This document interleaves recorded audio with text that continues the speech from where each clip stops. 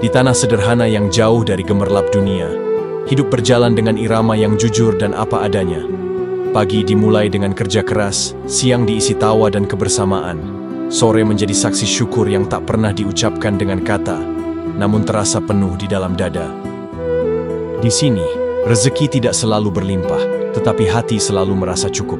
Makanan sederhana terasa istimewa karena dimakan bersama, lelah menjadi ringan karena ditopang kebersamaan, dan masalah tak terasa berat karena dibagi dalam doa dan tawa.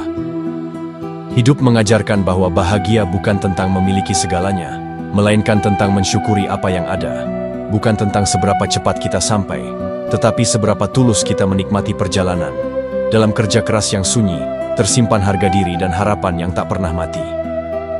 Belajarlah dari kesederhanaan ini, bahwa hidup akan selalu cukup. Ketika hati tidak serakah, ketika tangan mau bekerja, dan ketika jiwa tetap rendah hati. Sebab pada akhirnya, kekayaan sejati bukan diukur dari apa yang kita kumpulkan, melainkan dari ketenangan, kebersamaan, dan rasa syukur yang terus kita jaga di sepanjang hidup.